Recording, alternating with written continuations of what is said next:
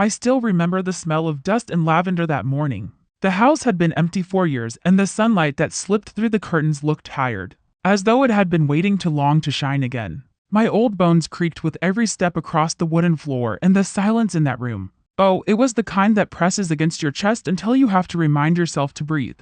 I had come back only to clean to sort through the leftovers of a life that no longer belonged to me. My father's things had been sitting untouched since his funeral, and I told myself it was time to let go. But grief has a strange way of hiding in objects, doesn't it?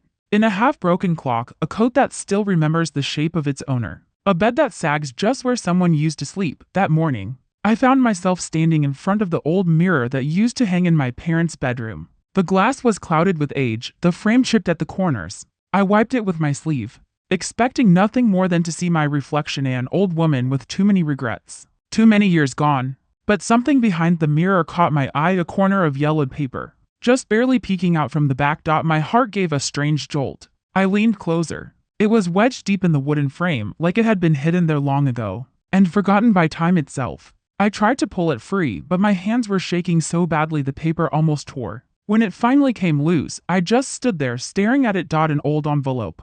Thin, brittle. My mother's handwriting across the front. For a moment, I couldn't breathe. You see, I hadn't seen her handwriting since I was 10 years old. I traced the curves of the letters with my fingers, the same way I used to trace the lines on her palm when I was a child. The ink had faded, but her touch was still there. It was like she had just written it yesterday. And that was when the memories came back. The morning she left, the sound of my father shouting, the smell of burnt coffee on the stove. I remembered the way I cried until my voice broke, waiting by the window for a woman who never came home. For 50 years, I believed my mother had abandoned us. My father made sure of that. He told me she had run away with another man. He said she didn't love us anymore. And when I cried, he told me to stop being foolish, that women like her didn't deserve tears. I believed him. I hated her for it. And now, standing in that empty room, I held the proof that maybe, just maybe, I had been wrong all along. My fingers trembled as I turned the envelope over. It was sealed with wax, cracked but still holding.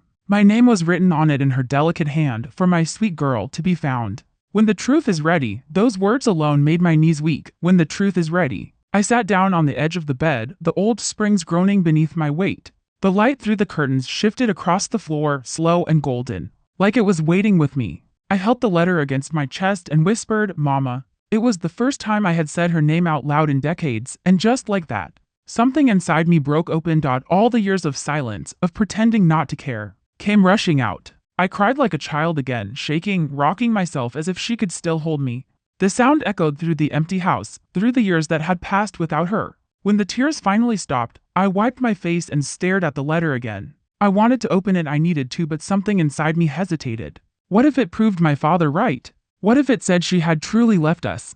That she'd never loved me after all? The fear of knowing felt heavier than the mystery of not knowing. I turned the envelope in my hands again and again, feeling its weight, its warmth. I could almost hear her voice, soft and trembling like mine now. "My sweet girl," she used to say, brushing the hair from my face. "One day, you'll understand why people hide things they love." I never knew what she meant until that moment. Maybe some truths are too painful to tell while we're still living. Maybe she'd hidden it here because she knew my father would never look behind the mirror. He never liked to face what reflected back. I stood and looked at my reflection again. My eyes, her eyes. The same tired sadness, the same shape of sorrow. Time hadn't taken that away. The room felt colder suddenly, though the afternoon sun still touched the walls. I took a deep breath, clutching the letter, and whispered to the empty air, "Why did you leave me? Mama, why did you never come back?" Of course, there was no answer. Only the sound of the clock ticking in the next room. Tick-tock. Every second sounded like a reminder of how long I'd lived without her. I thought of all the moments she'd missed: my wedding, my children's births, my gray hair coming in slow and steady. I wondered if she'd ever thought of me wherever she was. If she'd ever wished she could tell me her side of the story. My heart ached with questions. I sat there for a long time, listening to the silence breathe around me. Then, without thinking, I lifted the envelope again and pressed it to my lips. It tasted like dust. Like time, like forgiveness waiting to be found. I whispered again. "For 50 years, I believed you abandoned us. Until I found this." I could almost hear her voice in the back of my mind, soft, trembling, filled with the kind of sadness only mothers know. My fingers went to the corner of the seal, and for a brief second I hesitated. I thought about putting it back, pretending I never saw it, living the rest of my life in the same quiet lie I'd always known. But then I remembered the way she used to look at me, eyes full of love, even when the world around her was falling apart. I remembered her promise that love never truly disappears. So I closed my eyes, drew in a shaky breath, and slid my thumb under the wax seal. It cracked softly, a sound so small, yet it felt like thunder in that empty house. I could smell the faintest trace of her perfume, lilac and soap. The paper trembled as I unfolded it, my heart pounding so loudly I thought it might burst. Before I even read the first line, tears blurred my vision. My mother's handwriting, neat, elegant, familiar, and then her first words, "If you're reading this, my sweet girl, it means the truth finally found its way home." My hand shook so violently the paper nearly slipped. I pressed it against my heart, breathing in every word. Every heartbeat of the woman I thought I'd lost forever. For 50 years, I carried anger. I built walls around memories I thought were poison. But in that moment, holding her letter, all I felt was love, and fear, because if she'd hidden this so carefully, then whatever truth it carried, it wasn't meant to be light. I looked around the room one last time. The peeling wallpaper, the faded photographs, the mirror now bare on the wall. Everything felt like it was holding its breath with me, and then, in a whisper barely louder than the wind outside, I said, if I had known what those words held, I might have left it sealed forever. When I close my eyes, I can still smell the bread. Warm, golden, soft.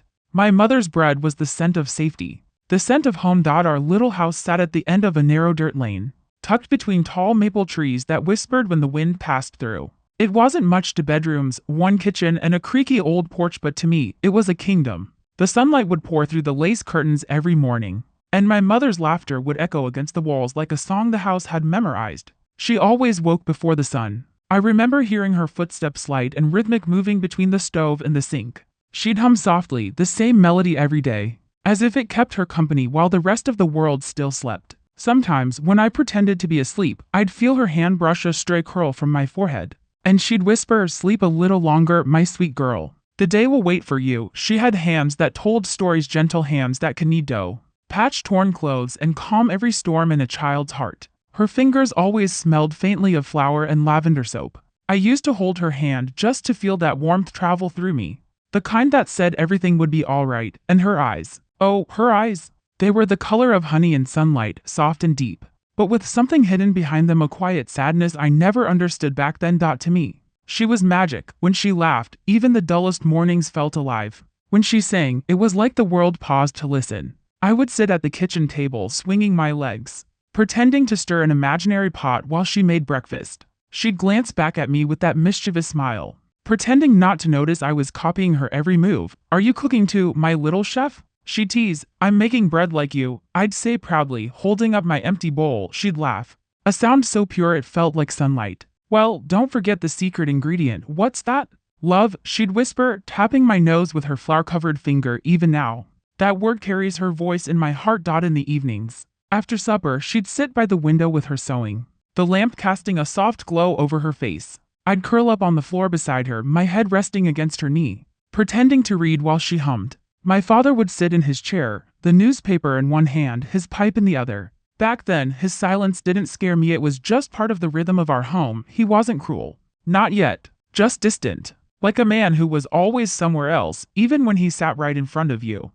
Sometimes, when the wind outside grew loud, my mother would look toward the door, her expression tightening for just a second before she forced a smile again. I'd notice it now and then, a flicker of something heavy in her eyes. But as a child, I brushed it off. Mothers, I thought, just had secrets the way stars had light. Every Sunday, we'd go to the river. My mother would pack sandwiches and a checkered blanket, and we'd walk together, my small hand swallowed in hers. She'd tell me stories about the clouds, how each one carried someone's dream, floating until it found a heart kind enough to keep it. Once, I asked her, "Mama, do clouds ever fall?" She smiled sadly. "Only when the dreams inside them get too heavy." I didn't understand then, but I remember how her eyes glistened when she said it. At the river, she'd take off her shoes, dip her feet in the cold water, and laugh like a girl again. My father would sit on the bank, watching us quietly, his face unreadable. Sometimes he smiled, sometimes he didn't, but she never seemed to mind. She'd lift me up, spin me around until we both fell laughing onto the grass, dizzy and breathless. Those were the moments that made me believe love was forever. Nights were my favorite. She had a ritual before bed. She'd light a candle, kiss her fingers, and touch the flame. "For the ones we love, near or far," she'd whisper. I used to think it was a prayer. Then she'd tuck me in, smooth my blanket, and kiss my forehead. Dream of soft things, she'd say, brushing my hair behind my ear. And remember, no matter what happens, you carry my heart inside yours. Sometimes I'd wake in the middle of the night and hear her crying softly in the kitchen. I'd peek through the door and see her sitting at the table, holding a photograph, just staring at it like it could speak. I never told her I saw. I was too little to understand sadness that deep, but even in those days of sweetness, something was changing slowly. Like a whisper that turns into a storm. My father's voice, once patient, began to harden. He'd come home later and later, smelling of tobacco and bitterness. The laughter that used to fill our house began to fade. At first, it was small things, the way my mother would pause before speaking, how she'd glance toward the door before answering a question, how her humming grew softer each night. I'd ask, "Mama, why don't you sing anymore?" And she'd smile, that same tired smile. "Oh, I'm just saving my songs for the right moment." But sometimes, late at night, when I should have been asleep, I'd hear them behind their door. Whispered arguments, my mother's voice breaking, my father's tone sharp and low. I'd press my pillow over my ears, pretending it wasn't real. The next morning, she'd smile again like nothing had happened. Her eyes puffy from tears she'd never admit to. Children have a way of believing smiles over truth. There's one morning I'll never forget. The sunlight was soft, filtering through the curtains, and the smell of bread filled the air again. My mother was kneading dough, humming faintly. But there was something different about her, something fragile, like glass about to crack. My father sat at the table, staring at his coffee, saying nothing. When she turned, she caught me watching. Her hand stilled for a moment. She smiled, but it didn't reach her eyes. "Go on, sweetheart. Play outside." I did as she said, but before I stepped out, I glanced back. He was speaking now, low and sharp. She stood frozen, one hand still covered in flour. He slammed his fist on the table. The cup rattled. I ran out before I could see more. That was the first time I realized love could sound like silence. Still, I clung to the good days. To the scent of rain on our porch, to the afternoons when she braided my hair, to the nights when she sang even though her voice trembled. I thought if I loved her enough, maybe I could keep the darkness away. There's a picture burned in my memory, her standing by the window, sunlight catching the edge of her face. She looked so beautiful then, so calm. But her eyes weren't on the garden or the sky. They were somewhere far away, somewhere I couldn't reach. I remember tugging at her dress. "Mama, what are you looking at?" She blinked, startled, and looked down at me. Then she smiled, that tender, secret smile that mothers have when they're trying not to cry. "The future," she said softly. "I'm just trying to see the future." I didn't know what she meant. And I didn't ask. That was the last truly peaceful morning I remember. Looking back now, I can see the truth threaded through those quiet moments, the fear behind her laughter, the exhaustion in her song. But as a little girl, I thought happiness was forever if you just held on tight enough. I thought we were a happy family. I was too young to notice the shadows gathering around her smile. It didn't happen all at once. There was no loud beginning to the end, no storm to warn us. It came quietly, like a fog that creeps in at night, soft enough that you don't notice until everything familiar has vanished. My mother began to fade in small ways first. Her songs stopped. At first, I thought she'd simply forgotten to hum while she cooked. But days turned into weeks, and the music that once filled our home was gone. I didn't even realize how much silence had replaced her until one afternoon I heard the radio playing in a neighbor's house and felt something ache deep inside me.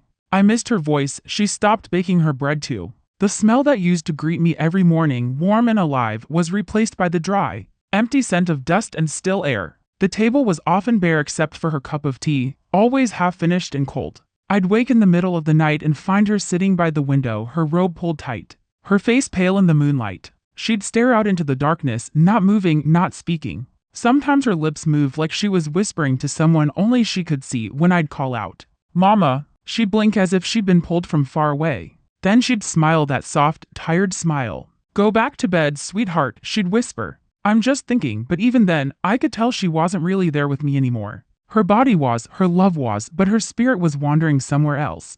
There was one morning I'll never forget. She was standing at the sink, washing dishes long after breakfast. The water had gone cold and she was staring down at something in her hand. When I walked closer, I saw it, a photograph, old and worn, its corners curling. It was a picture of her and my father, taken years before I was born. She was smiling wide, her eyes bright, her head resting on his shoulder. He looked different too, softer somehow, almost kind, but now she was crying, not loudly. Just tears slipping down her face, falling onto the picture she held like rain. When she saw me, she quickly wiped her face and turned the photo over. "Go outside and play, darling," she said, her voice trembling. I wanted to ask her what was wrong. Who made her cry like that? But I didn't. I was just a child. And when a parent tells you they're fine, you believe them. You want to believe them. Later that day, I saw her tear the photograph in half and throw it into the stove. She didn't even wait for it to burn. She just watched as the edges curled, then turned away before it turned to ash. My father noticed her change too, but he handled it differently. He grew sharper, not worried, not gentle, just annoyed. She's just tired, he'd say whenever I asked what was wrong with her. But there was anger in his voice, not concern. He'd slam doors, mutter under his breath, spend longer hours away from home. When he was there, the air felt thick with things unsaid. My mother would shrink when he entered the room, her eyes lowering, her hands trembling as she served him dinner. Sometimes, late at night, I'd hear them through the wall, his voice rising, hers breaking. I'd press my hands over my ears, whispering to myself that it would be all right, that they were just talking loudly, that grown-ups fought sometimes. But deep down, I knew something had shifted. The warmth that once held our family together was gone, replaced by a cold distance that frightened me more than shouting ever could. I remember one evening in particular. The sky was heavy with rain and thunder rolled far away. My father came home later than usual, his coat soaked, his temper worse. My mother was sitting in the living room, mending one of my dresses. He walked past her without a word, but when he saw the lamp on the table, he snapped. "Electricity isn't free," he barked out. She looked up, startled. "It's just the one lamp, Henry. I can't see without it." He moved closer, his voice hard. "You sit here all day doing nothing, and then you waste money on light you don't need?" Her needle slipped. A tiny drop of blood bloomed on her fingertip. She pressed it to her lips and whispered, "I didn't mean to upset you." He turned away, shaking his head, muttering words I didn't understand. That was when I realized my father had stopped seeing her as a person. To him, she was just noise, something to control or silence, and she, in turn, had learned to disappear quietly. Her laughter, that soft, beautiful sound, became a memory faster than I could comprehend. I'd try to make her smile, tell her stories, show her my drawings. She'd praise me, but her eyes would wander as if she were looking through me instead of at me. She began forgetting little things. Once, she burned a pot of soup because she'd been staring out the window too long. Another time, she left my lunch on the counter and sent me to school empty-handed. I wasn't angry. I was scared, because each mistake made her seem further away. At night, I could hear her pacing the hallway, whispering prayers under her breath. Sometimes she'd stop outside my door. I'd pretend to be asleep, but I could feel her presence there, the soft weight of her sadness pressing through the wood. One night, she opened the door quietly and came to sit beside my bed. I kept my eyes closed, breathing slow. She brushed the hair from my face, her hand trembling. "My sweet girl," she whispered, "one day you'll understand that love isn't always kind." I wanted to ask her what she meant, but before I could, she leaned down, kissed my forehead, and slipped away. That was the last night she came to me. The days that followed blurred together. The light in her eyes dimmed and even her steps grew quieter, like she was afraid to disturb the house itself. She stopped meeting neighbors, stopped going to church. I'd find her staring out the window at nothing, her reflection ghost-like in the glass. Sometimes she'd talk to herself, soft, frightened whispers I couldn't make out. Once, I heard her say, "He'll never let me go." When I asked her who she meant, she only smiled and told me I'd been dreaming.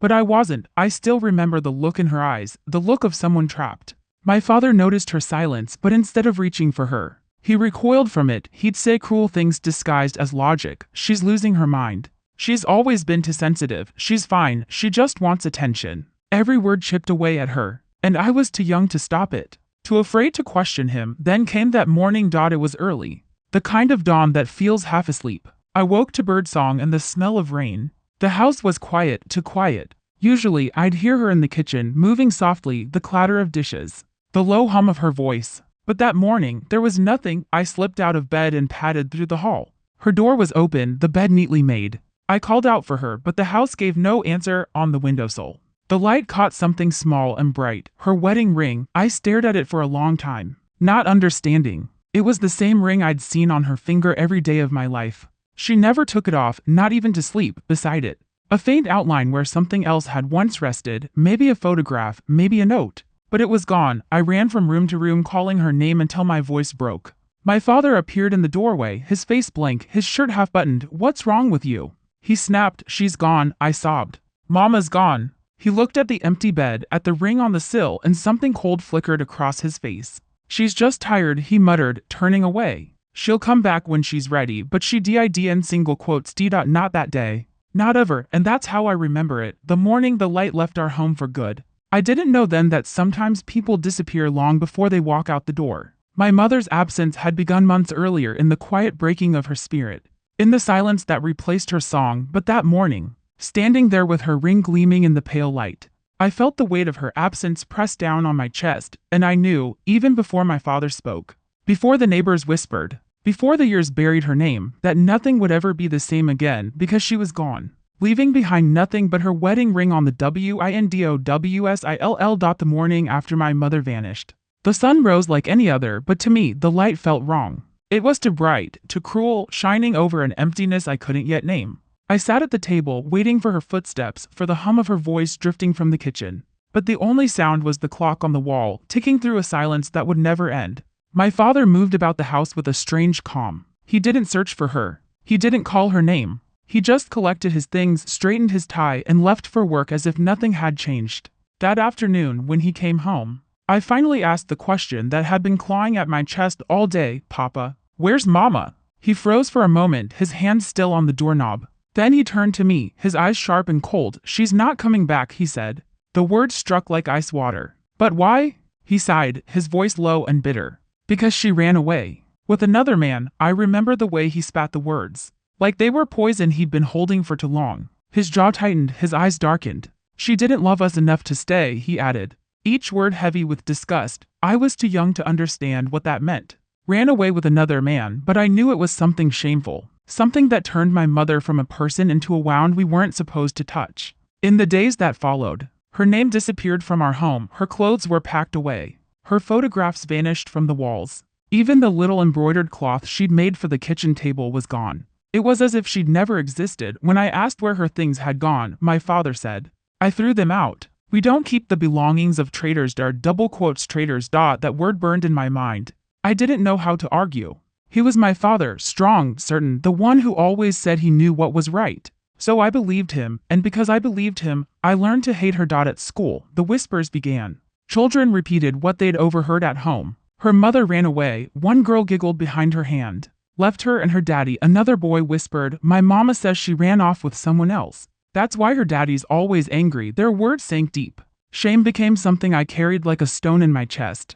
I stopped talking about her altogether. When teachers asked about my parents, I said, "It's just me and my father now," somehow. Saying it like that made it hurt less, but the pain had a way of finding me anyway. In the small moments, in the quiet corners of my days, when I saw other mothers waiting at the school gate, holding their children's hands, smiling proudly, I'd look away. I told myself I didn't need what they had. I told myself she didn't deserve my tears, because my father had said so. He became my whole world after that, not out of love, but necessity. He demanded obedience, silence, and strength. "You'll be nothing like her," he used to say. "You'll hold your head high. You'll never depend on anyone," and I listened.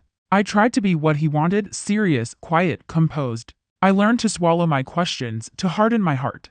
But there were nights when I could still hear her voice in my dreams, soft, fading like a memory I couldn't hold onto. I'd wake up trembling, angry at myself for remembering. Because remembering her felt like betrayal. Years passed, our little house grew colder, emptier. My father worked long hours, and when he was home, he'd sit in his chair by the fire, drinking and staring into the flames. Sometimes he talked to himself, muttering things I didn't understand. Once, he caught me looking at him and said, "You think she loved you, don't you? That's what you tell yourself?" I didn't answer. "She didn't," he said, leaning closer. "A real mother doesn't leave her child. Don't ever forget that." And I didn't. I built my life around that sentence, repeating it to myself until it became truth. A real mother doesn't leave. So mine must not have been real. When I turned 16, one of my teachers, a kind woman named Mrs. Holloway, gave me a book for my birthday. On the first page, she'd written, "To someone who carries herself like she's already lived 100 years. At the time, I didn't understand what she meant. But now, looking back, I realized she saw it, the way I moved through life already half buried in loss. I never let myself cry about my mother, not once. I told myself crying was for weak people, and weak people ended up like her, gone. So I built walls. Strong, high walls. When friends tried to get close, I pushed them away. When someone showed me kindness, I questioned it. And when boys told me they loved me, I laughed. Love, to me, had become a kind of sickness. Something that made you foolish enough to stay when you should have run, or foolish enough to run when you should have stayed. I decided I'd never be foolish like that. But the thing about lies is, they don't just change what you believe. They change who you are. My father's story became the foundation of my life. I repeated it so many times that it stopped feeling like pain and started feeling like fact. When people asked, "What happened to your mother?" I'd shrug. "She left us. She wanted another life." They'd nod, pity in their eyes, and I'd smile, pretending it didn't hurt, but it always did, because deep down, a part of me still saw her face in my dreams, the way she'd tuck the blanket under my chin, the way she'd whisper, "Sleep well, my love." Sometimes, when I was alone, I'd imagine her walking down some distant road, holding the hand of a stranger, forgetting my name, and I'd hate her all over again for it. That was the cruelty of it, hating someone I still loved. As I grew older, I began to notice how often my father's eyes avoided mine when her name came up, how his jaw would tighten when someone mentioned her in passing, how he'd drink more on the nights when letters came, envelopes he'd tear apart and throw into the fire before I could see. But I never questioned him.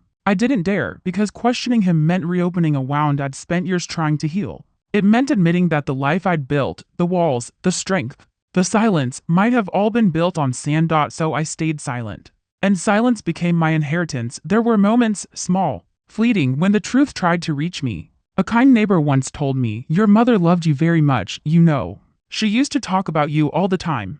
I wanted to scream at her for saying that. I wanted to tell her she was wrong, that my father said otherwise, that my mother was selfish, faithless, gone. Instead, I just nodded, my hands shaking. That night, I lay awake, angry at myself for even wanting to believe the woman. Because if she was right, if my mother had loved me, then everything else I'd believed was a lie. And I wasn't ready for that. So I carried on. I finished school, found work, built a life that looked strong from the outside, steady, disciplined, unshakable. People admired my composure, my independence. They said I was resilient, but they didn't know that my resilience was just a disguise, a shield forged from betrayal. They didn't know that every time someone told me I was strong, I heard my father's voice whispering, "Don't be like her." They didn't know that I'd built my life not on truth, but on fear. Fear of being left, fear of loving too deeply, fear of discovering that everything I'd been told about her was wrong. Looking back now, with hands that have known decades of living, I see it clearly. The greatest betrayal wasn't that my mother left. It was that my father made sure I'd never forgive her, that he turned a child's grief into shame, a daughter's love into resentment. He didn't just steal her from me. He stole who she was from my memory. And for years, I carried that wound like it was part of me, never realizing it was his doing, not hers. There's a silence that comes after betrayal, a deep, aching quiet where the truth should have been. I lived inside that silence for most of my life, mistaking it for strength. Now, when I look back, I see a little girl sitting at a kitchen table, staring at the empty chair where her mother used to sit. I see her trying to understand words that were never meant for her, and I ache for her.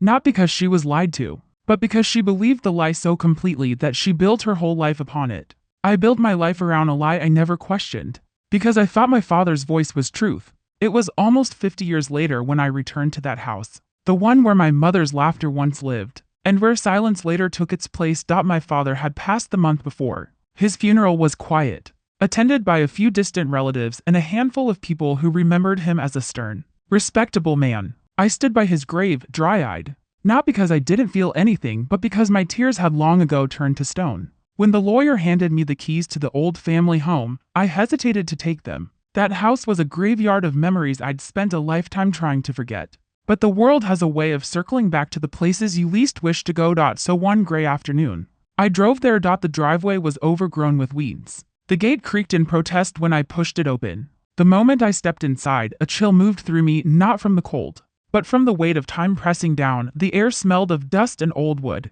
The curtains, yellowed with age, barely clung to their rods. Everything looked smaller than I remembered, the hallways narrower, the ceilings lower, the light dimmer. But the silence, that was just as I remembered, heavy, watching. I set my bag down and began the work of cleaning. There's a strange kind of intimacy in sorting through the remnants of a life. Every drawer you open, every paper you touch, it feels like trespassing through someone's ghost.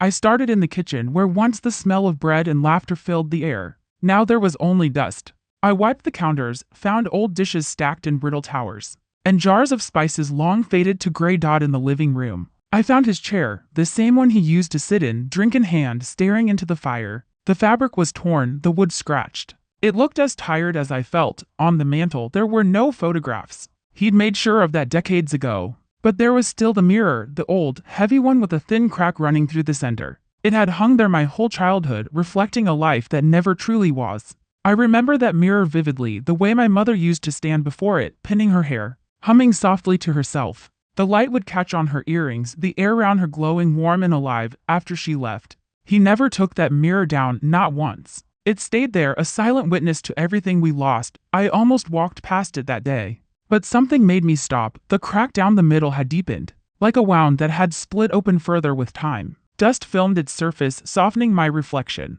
I raised my hand to wipe it clean, and that's when I heard it, a faint rattle, something behind it. Curiosity prickled my skin. I ran my fingers along the edge of the frame and found a small looseness near the corner. The mirror, though heavy, shifted slightly when I pressed. Behind it, I saw a thin line of darkness. My heart quickened carefully. I lifted the mirror from the wall. It groaned in protest, as if it, too, didn't want to reveal what it had hidden all these years. And there, in the hollow space behind it, lay a small envelope, yellowed, fragile, sealed with wax. My hands trembled before I even touched it. On the back, written in faded ink, were two letters, her initials .M.R. My mother's name. For a moment, I couldn't breathe. It was as though time folded in on itself. And suddenly I was that little girl again, sitting by the window, waiting for a door that never opened. I sank to the floor, the envelope resting in my lap. My fingers brushed the surface, and I swear I could almost smell her. That faint mix of lavender and bread dough, the scent of my childhood. It was still there, soft and ghostly, trapped between paper fibers and memory. I wanted to cry, but the tears wouldn't come. My body didn't know how anymore. Instead, I sat there in silence, the envelope staring back at me like an unanswered question for a long while. I just held it. 50 years of distance collapsed in that single touch, the child inside me. The one who had grown up believing her mother was a coward, a traitor. She began to whisper. What if he lied? What if it wasn't true? But another voice, colder and older, whispered back. Don't be foolish. Let the dead stay buried. The war between those voices left me trembling. I looked around the room. The cracked walls, the dim light, the dust dancing in the air, and realized how much of my life had been shaped by the story told within these walls. How much of me was built from silence, from a man's bitterness and a child's misplaced loyalty. And now, here it was. The one thing that could change everything. I stood up and walked to the window. The garden outside was wild, overgrown with vines and thorns. My reflection in the glass was ghost-like, older, worn, haunted. What would I even find in that letter? A confession? An apology? Or confirmation that my father had been right all along? I told myself I didn't need to know, that knowing wouldn't change the past, but my hands betrayed me, turning the envelope over and over, tracing her initials until the wax seal cracked slightly under my thumb. And then I smelled it again. That faint, impossible scent of her. Lavender. It hit me like a memory, sharp and sudden. For a moment, I was 6 years old again, standing in her arms as she kissed the top of my head, whispering, You'll always be my little light. My breath caught. How could scent survive 50 years sealed in paper? How could something so small carry so much of her? I pressed the envelope to my chest. My heart beat against it like it wanted to merge with what was inside. I sat down by the fireplace, the same one where my father used to burn his letters, and stared at the envelope, resting in my lap. My fingers hovered above the seal, trembling. There's a moment in every life when you stand at the edge of truth, when knowing feels just as terrifying as not knowing. That's where I was. Half of me wanted to throw the letter into the fire, to keep the past safely buried where it belonged. The other half, the little girl who never stopped waiting for her mother, wanted to tear it open and finally hear her voice. I thought of all the years between us, the birthdays she'd missed, the nights I cried into my pillow, the wedding where I walked down the aisle with no one to tell me I looked beautiful, the births of my children, her grandchildren who would never know her smile, all of it rooted in one story, one lie, one silence. If this letter could rewrite that, even a little, could I really turn away? My thumb pressed harder. The wax cracked again, splintering under the weight of time. And that's when the tears came, slow, quiet, unstoppable. I hadn't cried in years, not like that. But they fell freely now, washing over my hands, over the envelope, as if some part of me, the little girl I buried, had finally found her voice. I whispered into the stillness, Mama, what did you want to tell me? The room answered with silence. The same silence that had followed her absence, filled my childhood, shaped my womanhood. But this time, it didn't feel empty. It felt waiting. Waiting for me to be brave enough. The clock on the wall ticked softly. The house, though empty, felt alive, as if it was holding its breath with me. I closed my eyes, my fingers resting on the broken seal. Every memory of her, every laugh, every whisper, every vanished dream, gathered inside me like a storm about to break. Then came a whisper inside my mind. Read it. It was so faint, I almost thought I imagined it, but it was her voice, or the memory of it, gentle, patient, urging. I opened my eyes. The room seemed to tilt, the air heavy and still. I held the envelope tighter. My whole life had led to this one moment, 50 years of pain, silence, and unanswered questions, and as my tears fell onto the yellowed paper, I felt something shift inside me, not hope, not yet, but the ache of possibility. I took a deep breath and whispered to the empty house, I should have thrown it away. But something inside me whispered, read it. The paper felt fragile in my hands, older than I could bear to imagine, yellowed at the edges, its seal faintly cracked by time. For a long moment, I couldn't bring myself to open it. The air in that house was heavy, thick with dust and ghosts. My fingers trembled. My heart beat so loud it felt like the whole room could hear it. And then I did it. The flap gave way with a soft tear, and the scent that drifted up hit me like a ghost from another world, lavender. My mother's scent. The one that used to cling to her dresses, her hair, her hugs. It was faint now, like a memory too long suppressed, but it was there. I pressed the paper to my lips before I even read a word. The handwriting. Oh, that handwriting. Soft, round letters, so familiar it made my eyes burn. I hadn't seen it since I was a child, tracing her grocery list with clumsy fingers. I could almost hear her humming in the kitchen as I stared down at those first few lines. If you're reading this, my sweet girl, it means the truth finally found its way home. My breath caught. My hands began to shake harder. The world around me blurred, and I sat down right there on the dusty floor, the letter trembling like a living thing. For a moment, I wanted to stop reading. Some truths, once seen, can never be unseen. But something inside me whispered that I owed it to the woman who had vanished behind that closed door so many years ago. So I kept going. Her words were gentle, even when they spoke of pain. I never left because I wanted to. I left because I had no choice. I froze. My mind reeled back to that morning when my father had stood in the doorway, his voice like ice as he spat out the words, "She ran away with another man." I remembered the neighbors' eyes, the whispers that followed us for months, the pitying looks at church door, but this letter, these words, they cracked that memory wide open. "Your father was not the man you thought he was," she wrote. "He loved control more than he ever loved me. And when I tried to leave, he made sure I could never take you with me." My breath left my lungs. I stared at those lines, reading them over and over as if the meaning might change. But it didn't, it only grew sharper. She told me about the nights of silence. How the laughter in our home had died long before she did. How she'd hidden bruises beneath her sleeves and lies beneath her smiles. How she'd whispered prayers into her pillow that one day she'd find a way to keep us safe. And then came the part that broke me. The night before I left, I came to your room. You were sleeping, your tiny hand curled around that ragged doll I made for you. I wanted to wake you, to hold you one last time, but your father stood in the hallway, watching. So I kissed your hair and promised myself I'd find a way back. I dropped the letter. The sound it made, paper against wood, was small, but it echoed through the entire house. I pressed my face into my hands and wept like that same little girl, decades too late. My sobs tore through the stillness, raw and broken. For years, I had cursed her name. For years, I had believed she chose to leave me. And now, I realized she hadn't abandoned me. She had saved me. When I finally picked up the letter again, I could barely see through my tears. "He told you lies about me," she wrote. "He needed you to hate me because he couldn't bear the truth of what he'd done. I wanted to fight him in court, but he threatened my life and yours. I thought silence would keep you safe. I thought distance would protect you." I remember whispering aloud through trembling lips, "Mama, why didn't you come back?" And as if she'd heard me, her next line answered that too. "When I tried to return, they said you'd moved. Your father made sure I could never find you." But I never stopped writing, even if I had no one to send the letters to. I wrote every year on your birthday, letters that no one ever delivered. It was then that I saw it, a second, smaller envelope tucked inside. The writing on the front said only, for her 18th birthday. It had never been opened.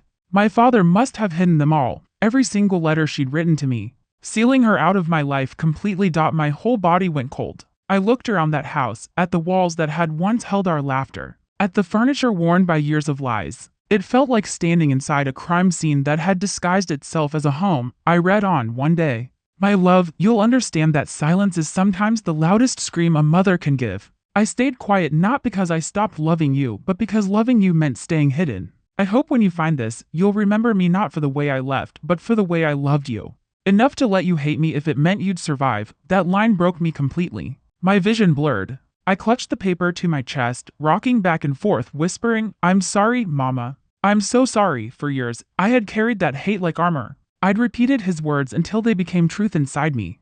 And now, the truth, the real truth, tore that armor apart. leaving nothing but guilt and grief beneath it. I remembered my father's voice, calm, certain, venom wrapped in reason. She didn't love us. She was selfish. I remembered him tearing her photos from the wall, burning them in the yard while I cried. Forget her, he'd said. We don't speak of traitors, and I had obeyed. Because children believe their fathers. Because I wanted so badly to be loved by the parent who stayed, that I learned to despise the one who didn't. But as I sat there, surrounded by dust and silence, I realized he hadn't stayed out of love. He'd stayed to win. The light in the room had shifted by then. Evening shadows creeping through the cracked windows, stretching across the floor. The air felt different now, charged, almost alive. The house that had once been my prison was whispering stories I'd never been allowed to hear. Every corner, every creak of the old boards seemed to echo her pain. I found myself tracing the frame of the mirror, the one that had hidden her letter all these years. My reflection stared back at me, older, weary, but with her eyes. I whispered to that reflection, "You didn't deserve this, Mama," and for the first time in my life, I didn't feel her absence like a wound. I felt her presence like a heartbeat. The last lines of the letter were almost unreadable. The ink faded.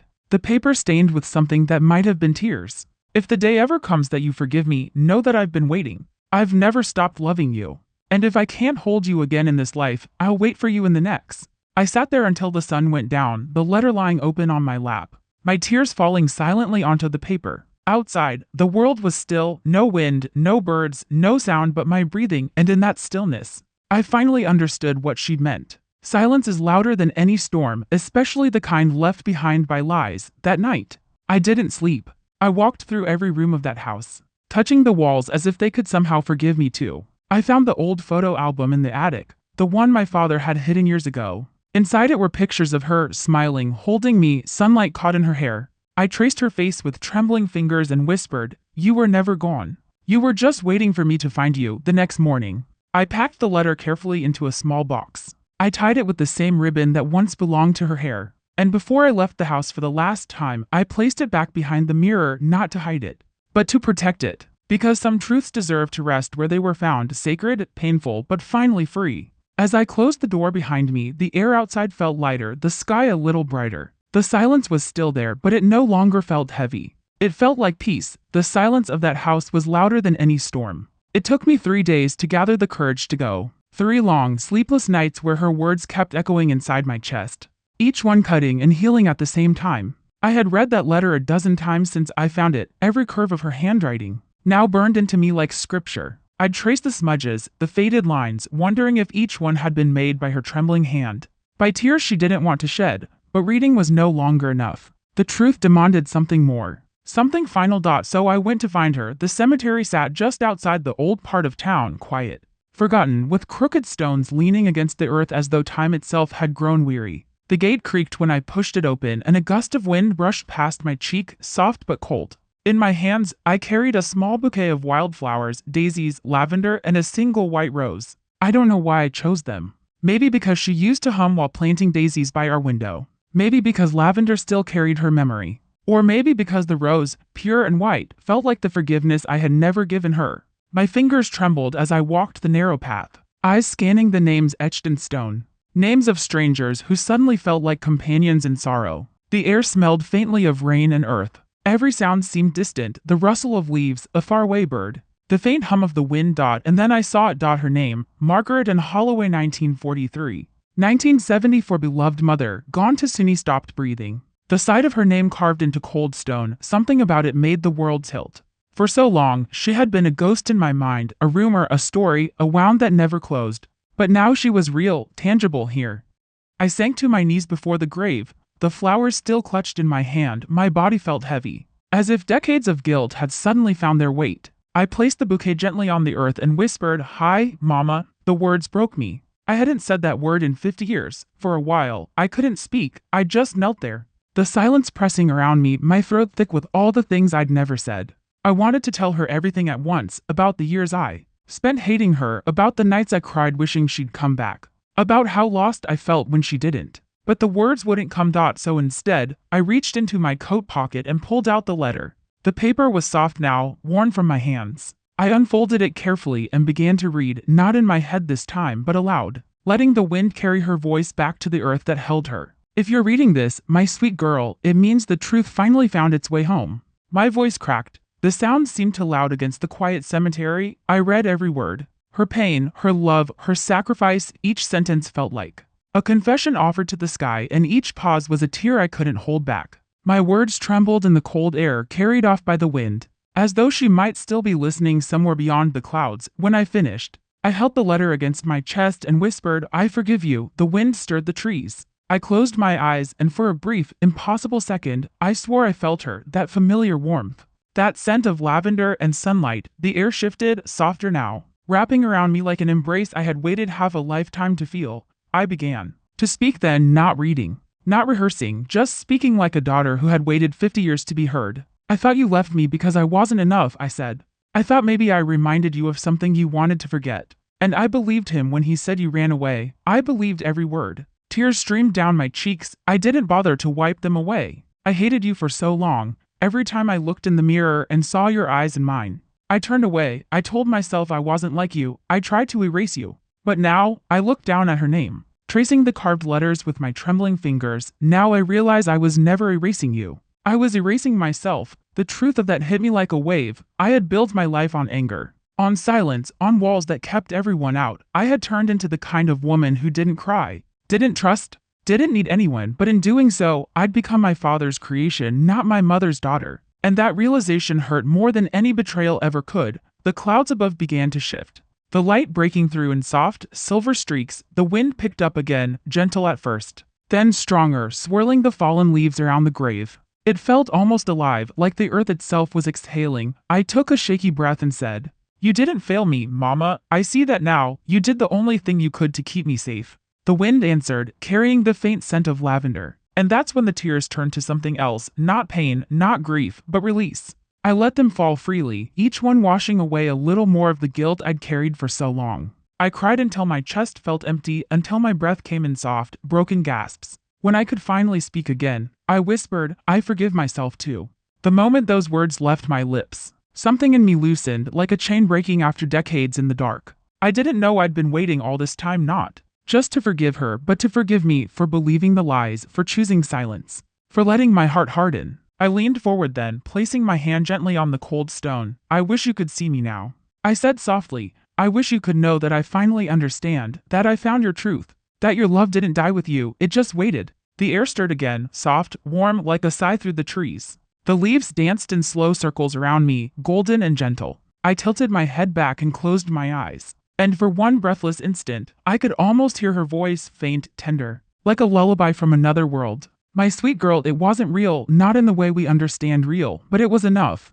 I stayed there until the sun began to sink behind the hills, the sky painted in soft oranges and fading blues. I talked to her like she'd never left, about the years I'd lived, the daughter I'd become, the woman she never got to see grow up. And for the first time, it didn't feel like I was speaking to a grave. It felt like I was speaking to her. I told her I wished I could have one more day just to sit beside her, to braid her hair, to hear her hum again, but I also told her that maybe, in some quiet way, she had never really gone. She'd just been waiting for me to come home to the truth. When I finally stood, I pressed a kiss to my fingers and touched the stone one last time. The wind lifted again, catching the edge of the letter where it lay beside the flowers, fluttering the paper like it wanted to fly. I smiled through my tears and whispered, "I came to forgive you, but it was you who forgave me first." And as I turned to leave, the world seemed lighter, not because the pain was gone, but because I was finally carrying it differently. I looked back once more before stepping through the gate. The sky had turned to twilight. The first stars faint against the fading blue. The trees swayed in rhythm with the wind, and the lavender petals from the bouquet had begun to scatter across the grass, as though the earth itself had accepted the peace I came to give. That night, as I drove home, I rolled down the window. The air was cool and sweet, and somewhere far away, I swore I could hear humming, soft, familiar, like the echo of a lullaby that had been waiting 50 years to be sung again. And for the first time in my life, I smiled without pain. Because forgiveness isn't about forgetting, it's about remembering and choosing love anyway. I came to forgive her, but it was she who forgave me first. It's strange how quiet a house can be after truth has spoken, not empty, just still. Like the air itself is catching its breath after years of holding it in. The day I came back from my mother's grave, I didn't cry anymore. My eyes felt dry, my heart raw, but not wounded. It was as if the storm had finally passed, and all that was left was the gentle hum of peace settling in its place. For 50 years, I had lived surrounded by ghosts of what I thought happened. of what I believed she did, of the woman I imagined she was, but now, I understood that ghosts only linger when we refuse to let the truth speak. That night, I sat in the living room, the same one where I'd spent so much of my childhood listening to my father's footsteps and my mother's silence. The house looked older than I remembered, stripped of its secrets. The mirror, the one that had hidden her letter, leaned against the wall, cracked down the middle like it, too, had carried too much truth for too long. I placed her letter on the table before me. The paper had softened from my hands, its edges curling slightly, the ink faded to a gentle brown. I ran my fingers over her handwriting, those same delicate loops that once guided my small hand when she taught me to write my name. For years, I thought the past was something to be buried. But that night, I realized the past doesn't rest until it's understood. So I decided to keep her words alive. The next morning, I found an old wooden frame, the kind with small chips along the edges and a faint scent of cedar. I cleaned it gently, wiping away the dust of time. Then, with hands steadier than I expected, I placed my mother's letter inside and hung it on the wall, right where the mirror used to be. It felt poetic, almost sacred, replacing reflection with revelation. Where once I saw only my own tired face, I now saw her truth staring back at me. And every morning since, when sunlight spills through the window and catches the glass, her words seem to glow, soft and golden, like she's speaking through the light itself. I often sit in that room now, with a cup of tea and the ticking of the old clock as company. And sometimes, when the wind moves just right, I swear I can smell lavender. I know it's silly, just the mind playing tricks, but I let it be because sometimes, comfort doesn't come from reason. It comes from believing that love lingers in the spaces we can't see. To the listener, to you, sitting somewhere with your own quiet questions, I want to say this: all my life, I searched for answers outside, in people, in explanations, in what others told me was true, but truth was always hidden within the silence of the past, waiting for me to stop running long enough to hear it whisper. I used to think closure meant forgetting. Now I know, closure means remembering differently. It means looking back and saying, that hurt me, but it doesn't own me anymore. It means learning that forgiveness isn't weakness, it's the final act of love we offer to ourselves. I forgave my father too, though it took time. Not because he deserved it, but because I needed to be free. I can still see his face in my memories, the stern jaw, the eyes that never softened. I know now that whatever demons haunted him, he passed them down in silence and fear. He made his choices, and we all bore the cost, but when I think of him now, I no longer see the man who lied. I see the man who was too broken to tell the truth. And that's enough for me. I keep his photograph beside my mother's letter, not as a symbol of love, but of understanding. Because even in betrayal, there are lessons that shape who we become. I've spent much of my life building walls, but these days I find myself opening doors instead. I've started talking to my daughter more, really talking. I tell her the stories I used to bury, the ones I thought were too painful to speak aloud. She listens with wide, tearful eyes. And one evening she said something that stayed with me. Mom, you carried her love all along. You just didn't know it, and I suppose that's true. The blood that runs through me, her laughter, her tenderness, her will, they never left. They just went quiet until I was ready to listen. The house feels different now, lighter. I play music sometimes, the old songs my mother used to hum while kneading bread. I let the smell of baking fill the air again, the way it used to. And sometimes, when the sun is low and the floor glows with that soft, golden light, I imagine she's sitting beside me, smiling, the shadows finally gone from her eyes. It's funny how pain transforms when we stop fearing it. It doesn't vanish, it simply changes shape. Becomes something gentler, something almost beautiful, like a scar, proof that healing happened. There's something else I've learned, and I want you to remember it. If someone you love disappears, don't let someone else write their story for you. Don't let anger or silence become their legacy, because truth has a way of hiding, not to deceive, but to survive. Sometimes it waits in letters behind mirrors, sometimes in memories too painful to face, but it's there, always. And when you're brave enough to look, really look, it will meet you halfway. I often wonder what she'd think if she could see me now.